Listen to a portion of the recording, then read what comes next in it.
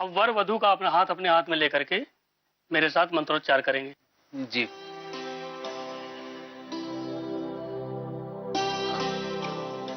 लाइए हाथ दीजिए। श्रीमती जी,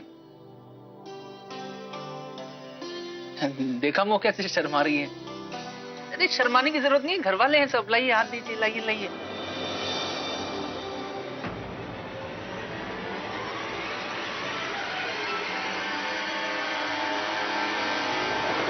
ठहरो, मुझे दाढ़ में कुछ काला नजर आ रहा है। यह अंगूठी बहू की नहीं है।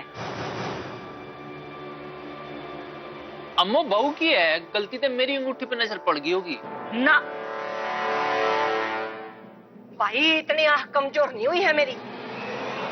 अम्मो।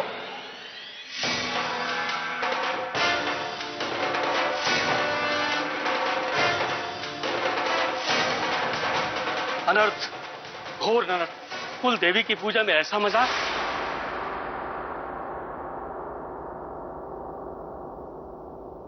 अम्मो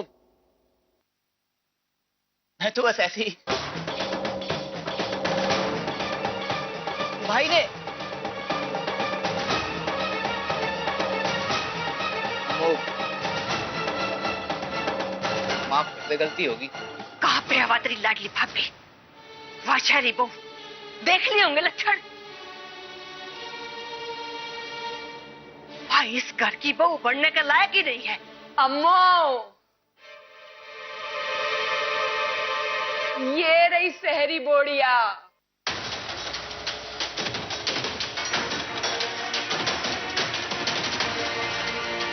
ये तो ऊपर कमरे में आराम कर रही थी।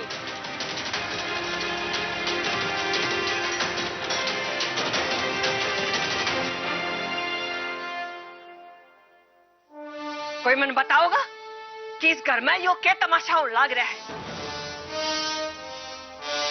ऋषिकेश्वर, चलते हुए बता दे बेटा, इसी कौन सी मजबूरी आ गई थी कि अपने भाई को लुगाई के कपड़े पहना के लाना पड़ा?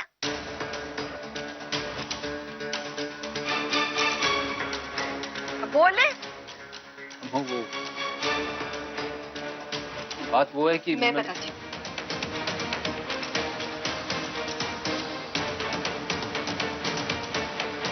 अम्मू, दरअसल बात यह है कि मैं पूजा पाठ में विश्वास नहीं रखती।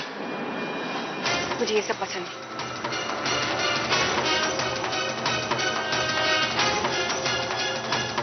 तन्ने मेरा हुक्म ढाड़ा, कितनी बार समझाऊं मैं तन्ने? ये इस हवेली के रीति रिवाज है। हर नई बहू को कुल देवी की पूजा में शामिल होना ही पड़ता है। और एक बात ध्यान से सुन ले, इस हवेली में सिर्फ मेरा हुक्म चलता है। मेरे हुक्म को टालने की या काटने की आज तक किसी ने कोशिश नहीं करी है। और तेरी जो ये बदतमीजियां मैं बर्दाश्त कर रही हूं ना, वो सिर्फ यह बात सोच के कि तू इस घर की बहू है। सुधर जाएगी कभी ना कभी। तो समझ में आई बात? समझ गई।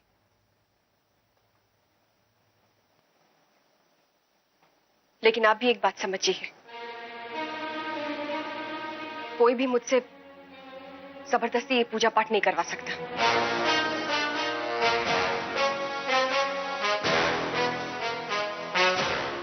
अम्मो, ये भगवान भगवान कुछ नहीं होते, सिर्फ पत्थर की मूर्त है।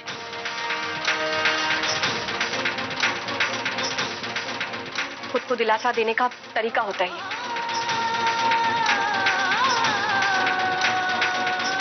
तब कहां थे आपके भगवान जब मेरा बचपन दर्दनाक बन गया था?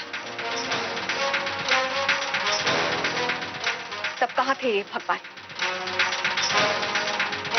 जब मेरा बाप पूरे परिवार को छोड़कर चला गया था?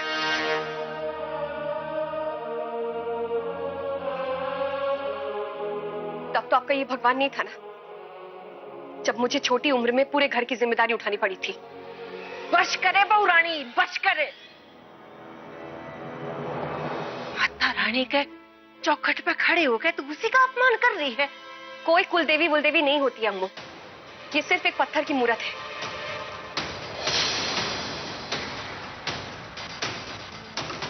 जिसे आप लोगों जैसे इंसानों ने श्रद्धा और आस्था का नाम देकर सर पे चढ़ाकर रखा है।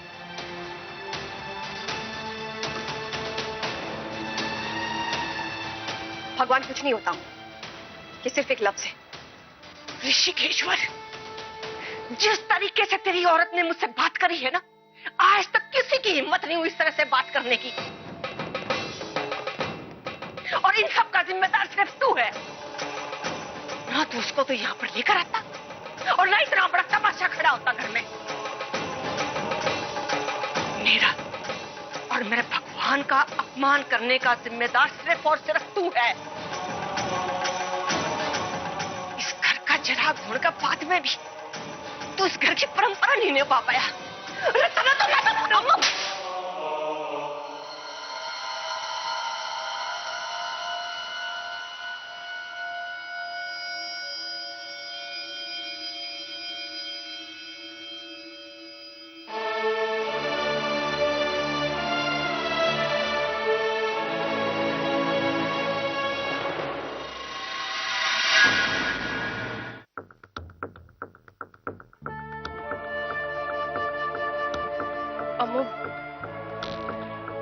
इसमें ना ही वीरू और ना ही इनकी कोई गलती है।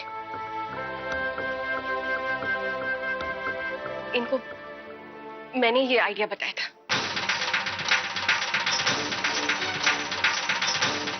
इसीलिए जो सजा देनी है आप मुझे दीजिए। दूर हो जाए मेरी नजर से। पंडित जी, पूजा शुरू कीजिए। ऋषिकेश्वर की लुगाई ने उसको परंपरा तोड़ने पर मजबूर तो कर ही दिया है। अब देखना यूं है कि वो अपने पति का और मेरा फरमान का कितना मान रखती है।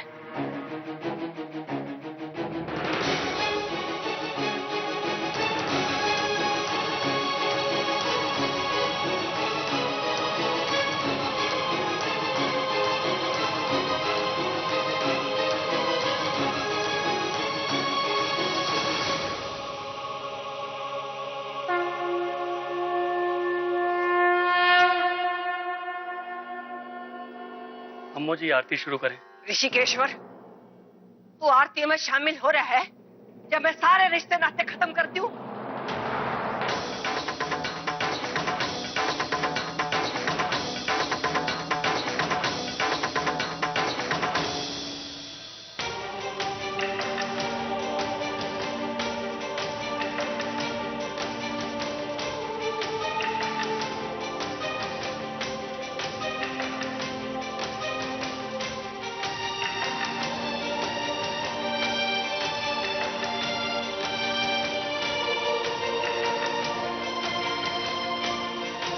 बिंदु,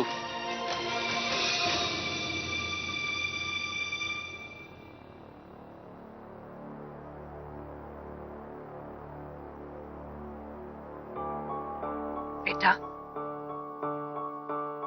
भगवान की आरती जब घर के सारे मिलकर करते हैं ना, तो कुल देवी खुश होती है, प्रसन्न होती है।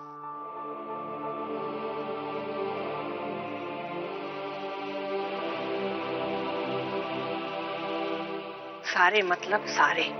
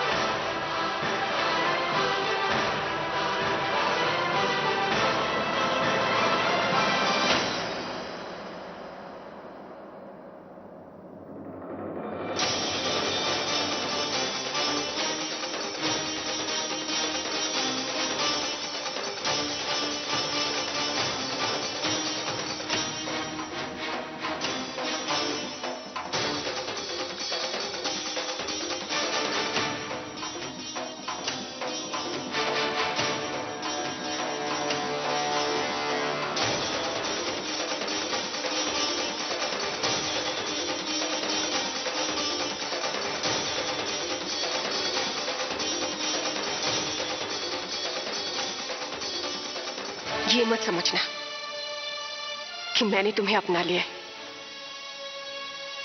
सिर्फ अपने परिवार का मान रखने के लिए मुझे ये कदम उठाना पड़ा है।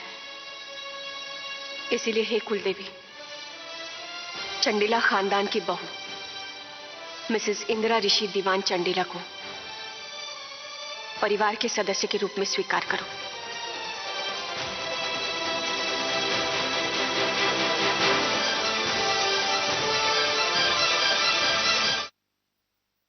श्रीमती जी, मैं जानता हूं आप अपने उसूल किसी के लिए भी नहीं तोड़ती, पर मेरे लिए आप जो कर रही हैं इसे मैं कभी नहीं भूलूंगा। आपकी यही अदा है जिससे मुझे प्यार हुआ था।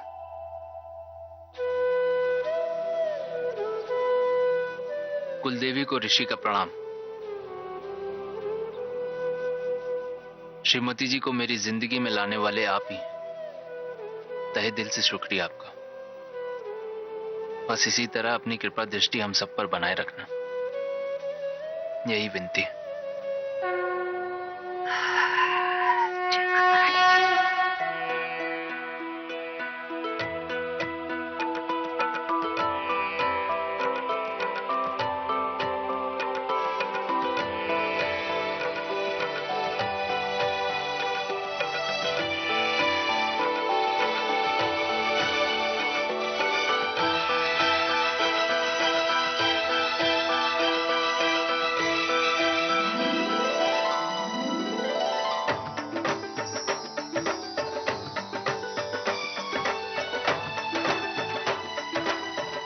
जय हो माता रानी की, जय हो, जय हो माता रानी, जय हो।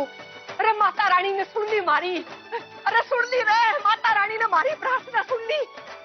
देखा बेटी मैंने, देखा माता रानी का चमत्कार। अरे जिस भगवान में तेरी आस्था देखी उस भगवान ने तेरी पूजा स्वीकार कर ली। ये देख आशीर्वाद का रूप में धरती फूल दिया है। अरे भाई तू इतनी नहीं समझी। ए बावली छोरी, तेरी गोद में छोरा खेलेगा। इस कुल का दीपक चंदेला खानदान का चिराग रोशन होने वाला है। अरे भाई मैं तो खुशी तो पागल ना हो जाऊं। एक बात पूछूं अम्मू? अरे हाँ बेटी पूछ, तो कुछ भी पूछ ले, तो पूछ। मैं ये सोच रही थी कि अगर बेटी हुई तो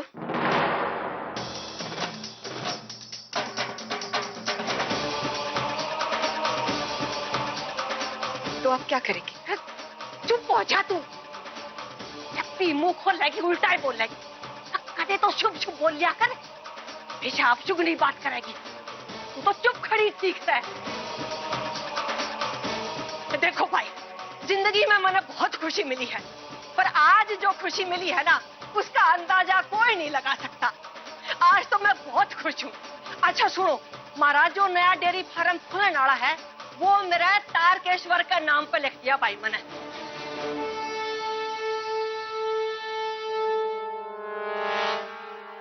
और कालिया सुन तू, जो 25 एकड़ जमीन से ना वो भी मैंने तारकेश्वर का नाम लिख दी सा भाई।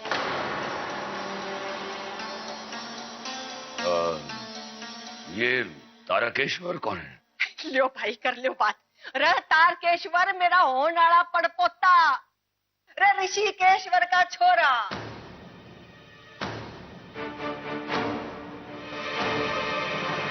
तारकेश्वर कैसा फनी सा नाम है ये। इस छोरी का कुछ नहीं हो सकता। चल काला, चल पितर ने मेरे साथ।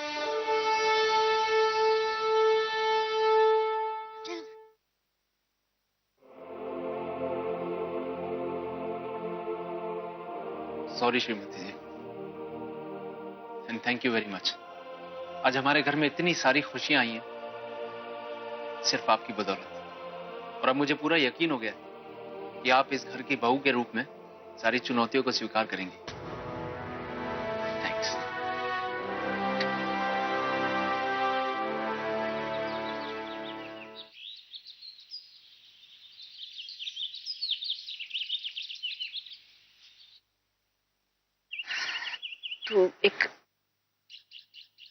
तू जा पहले निपटा ले जाके।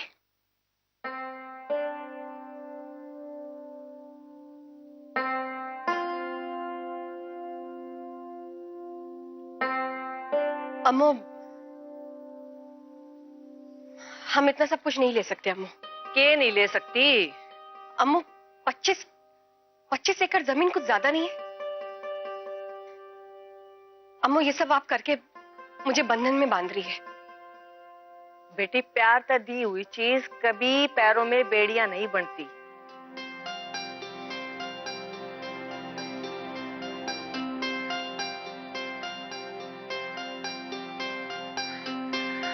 बेटी मैं तेरा दर्द अच्छी तरह से समझ सकती हूँ। हमेशा हिटलर दीदी बन के जी है तू। बचपन से जिम्मेदारियां निभाती आई है, हमेशा दिया है लोगों को, लेने की तो आदत ही नहीं हुई। बरगद का पेड़ बनकर हमेशा सबको छाया दी है तूने, पर जिस छाया की तने तलाश है ना, वह नहीं मिली तने।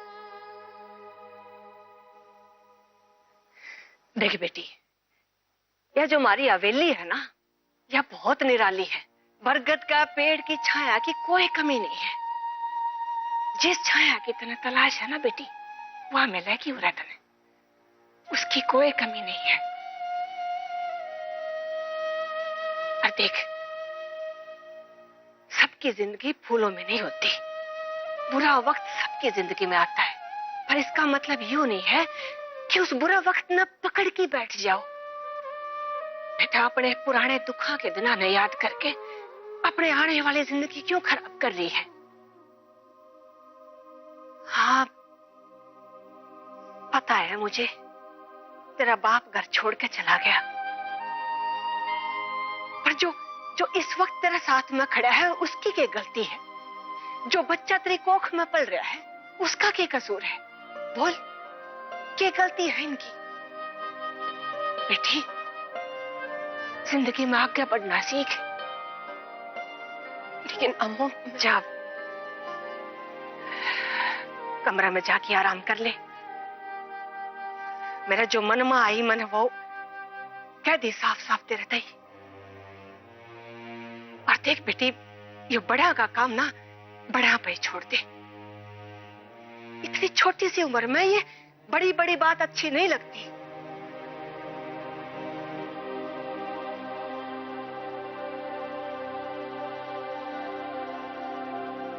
और सुने, सब जानती हूं मैं, ऋषि की सारी गलती तने अपने सर पे ले ली।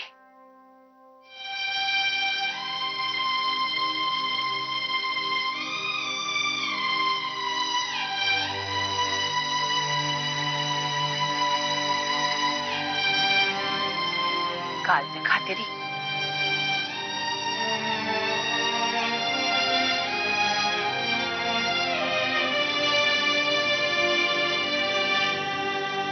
बेटी मार नहीं रही हूं, चोट देख रही हूं।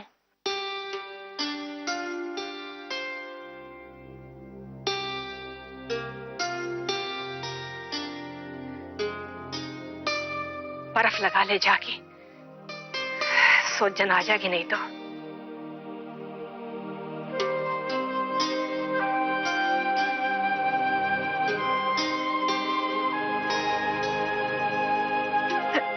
जीती रह, जीती रह, खुश रह, खुश रह।